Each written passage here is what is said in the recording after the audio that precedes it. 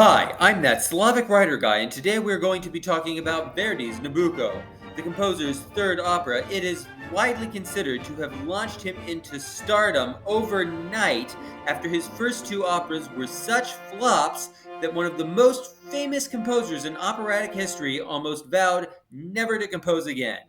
To find out how this opera launched a no-name composer into rock star status, Gremo Opera.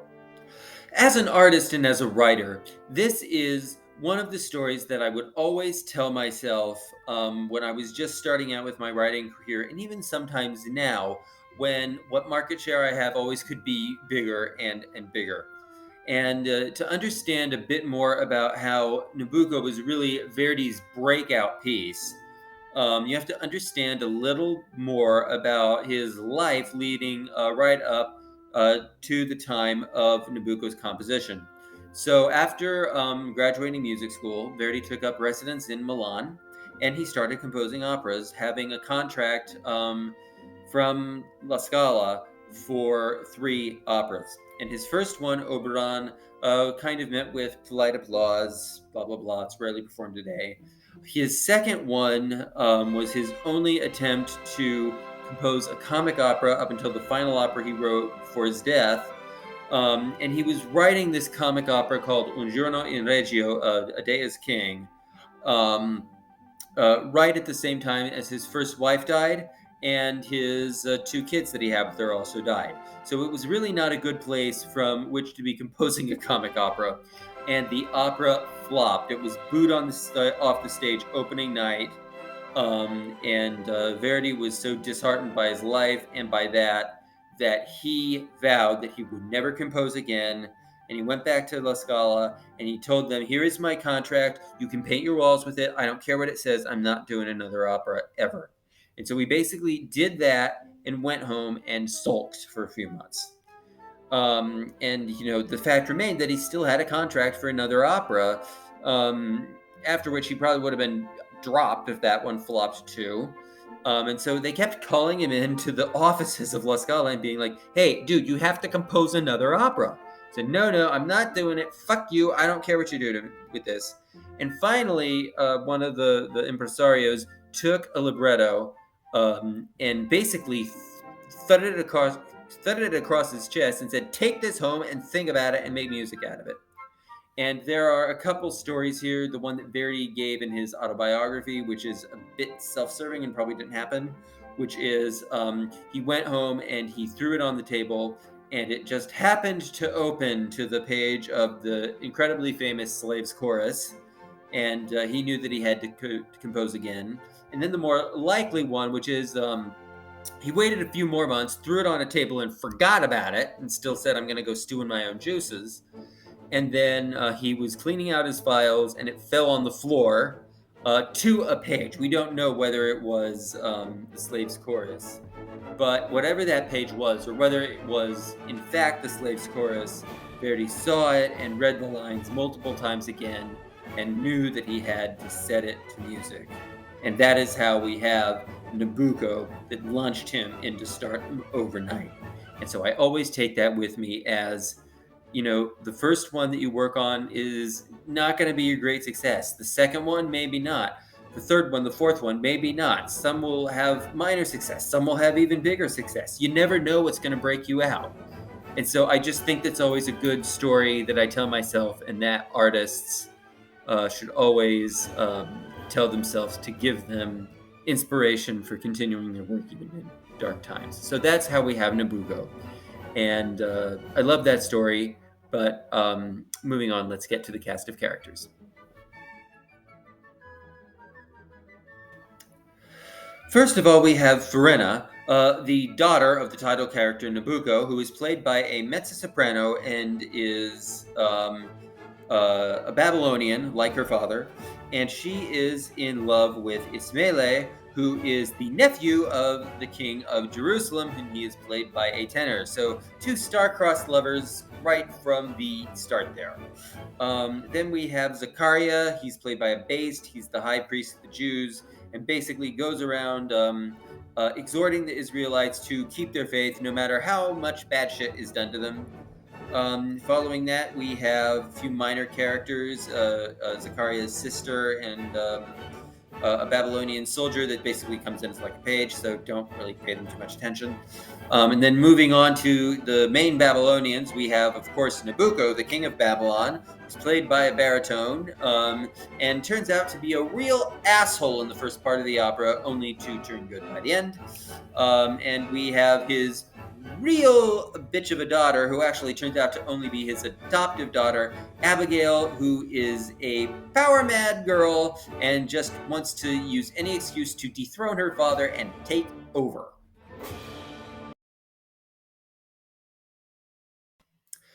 Act 1. We are in the Temple of Solomon, and the Israelites are praying really, really hard that the Babylonian army doesn't set itself upon them and conquer them. And High Priest Zechariah, being the guy that he is, keeps telling them to pray even harder. And tells them also not to worry because they have Pharena, who is a captive of the Israelites, and she is the younger daughter of Nabucco, the king of Babylon.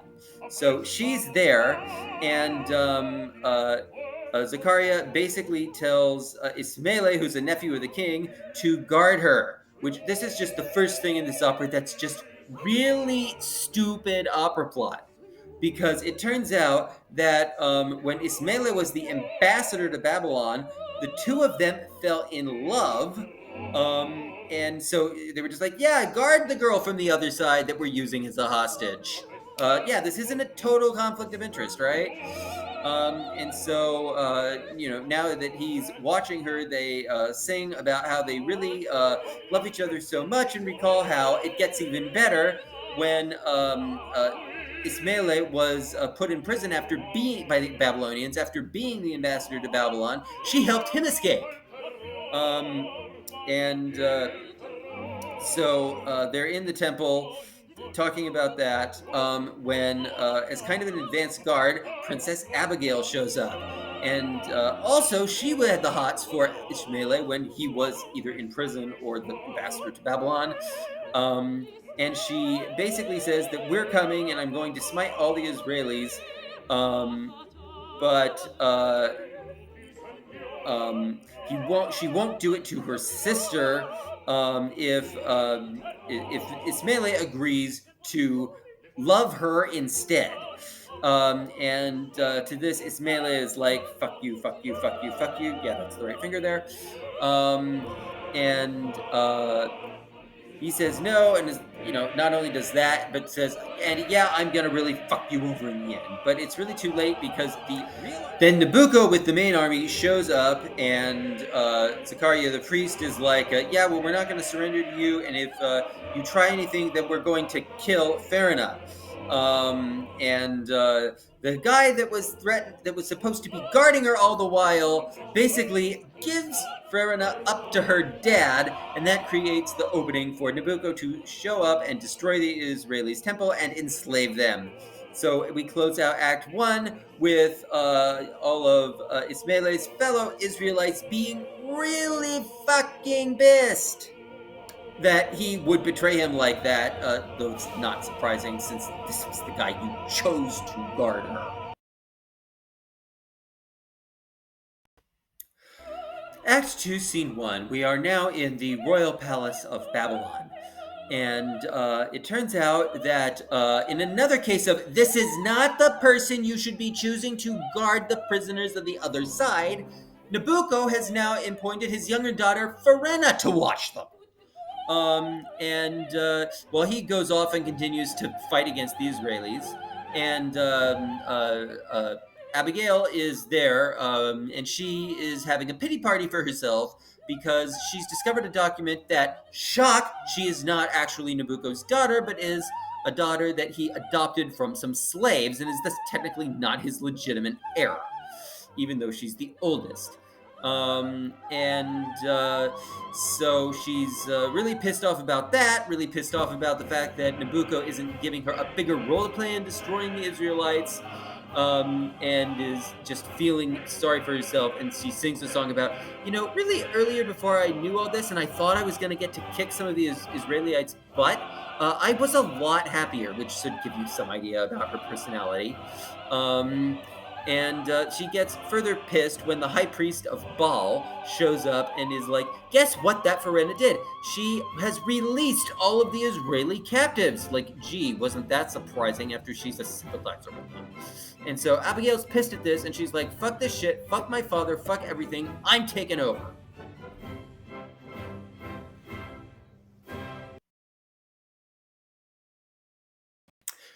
Act 2, Scene 2. We are now elsewhere in the Palace of Babylon, and Zachariah is there praying with the other Jewish people, and then he goes to get Frenna, who's really kind of their friend, even though she's the woman who's supposed to be guarding them.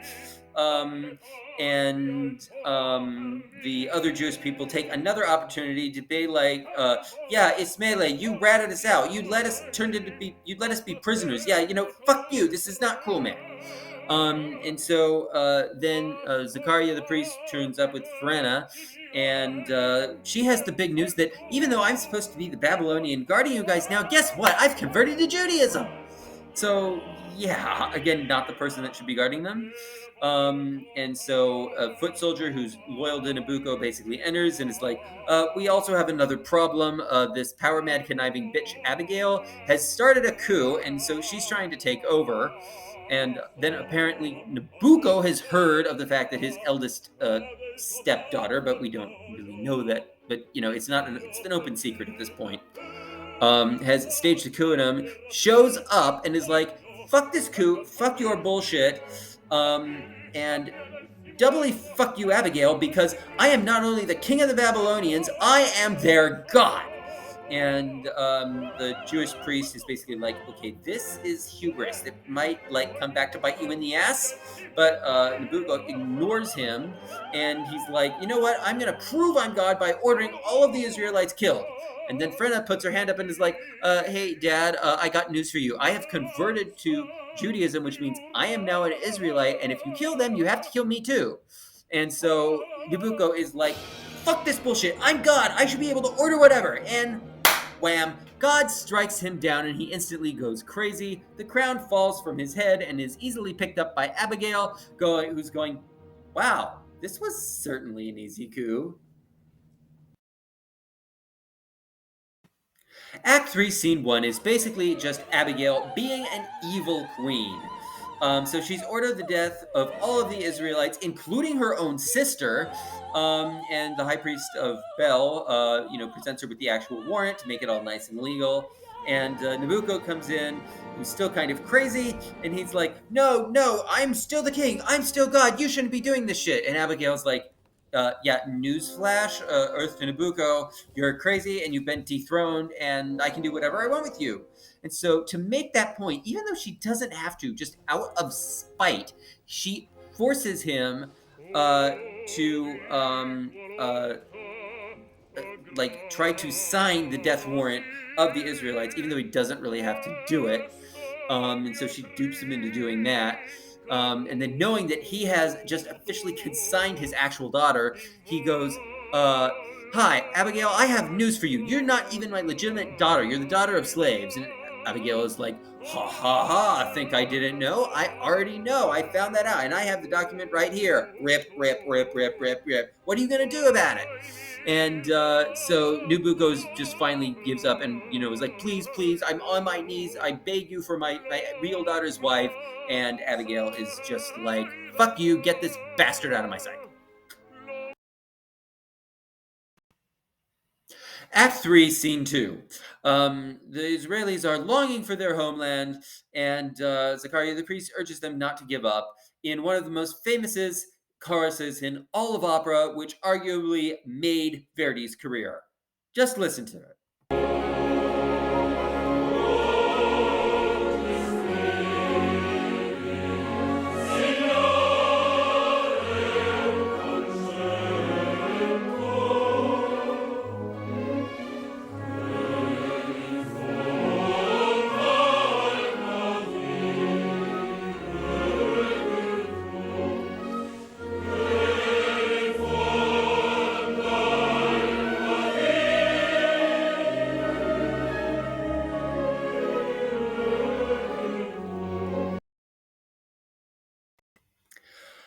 Act 4, Scene 1. Nabucco basically eats a large share of humble pie. He's still mad and crazy at the beginning of the act until he sees Verena being let off in chains to be executed, and he finally falls on his knees and prays to the Jewish God, basically saying that if you free Verena, then he will not only rebuild the temple that he destroyed in Jerusalem, but he will also convert to Judaism as well. And just like that, God miraculously restores his strength, and he goes to find some loyal soldiers and resolves to basically help the Israelites and kick the high priest of Baal and Abigail and all of the traitors who followed her off the fucking throne and take back control of things. Act 4, Scene 2. Pherenez and the other Israelites have just been brought in to be killed and sacrificed. And Pherenez kind of just resigned to it. And just in the nick of time, Nabucco rushes in with his army and is like, fuck you, you're not going to die. Fuck you, Abigail. I now worship the Israeli God, and I'm coming in here and I'm ordering the destruction of all of the Babylonian gods' temples. And at this, just right on cue, like the Jewish God must really be down with him, he like basically breaks the idol of Baal that's in the Hanging Gardens of Babylon, where they still are.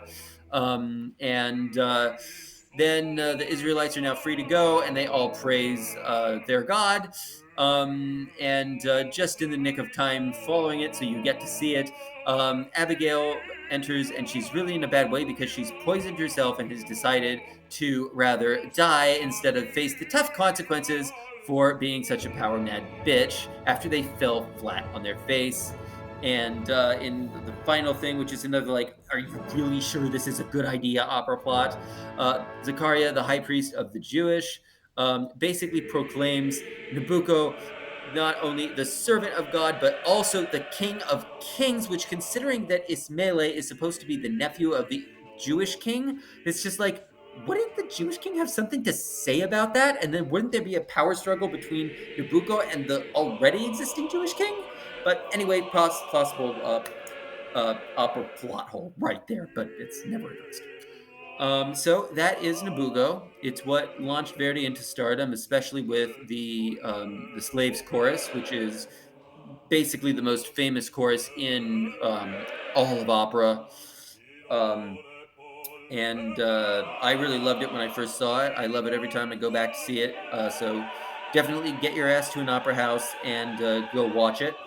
And to give a shout out to the Slaves Chorus, I actually used it in one of my books, in my second series, Voyages of Fortune, where one of the characters, who is the new untested leader of her gypsy troupe, has to fight off the evil nemesis of a rival gypsy gang in order to basically take control of things that will bring her troop to safety and incidentally control time. This was my earlier historical fantasy series. And so she finally defeats her nemesis, that's also the untested leader of the other camp, while fighting in Bucharest Opera House in Romania, uh, choreographed to the music and the chorus of the Slaves chorus as it's going on. I always wanted to set that music just next to a brutal fight scene, and it's epic when I did it. So if you're interested in, this is the third book in the series where you get to see Nabucco and that fight scene. And also, probably though better to start with book 1 in the series, which is permanently free on Amazon or anywhere else that you'd like to buy ebooks. So there's my shameless plug for that, because Nabucco made my body of work. So that's that. And so that's this opera talk. Probably I'll tackle The Flying Dutchman by Wagner next, just to get some Wagner in there. And until then, like this video or don't, subscribe to my channel or don't. I don't give a fuck. I am that Slavic writer guy and always will be. As we say here in Slovenia, na svidenje.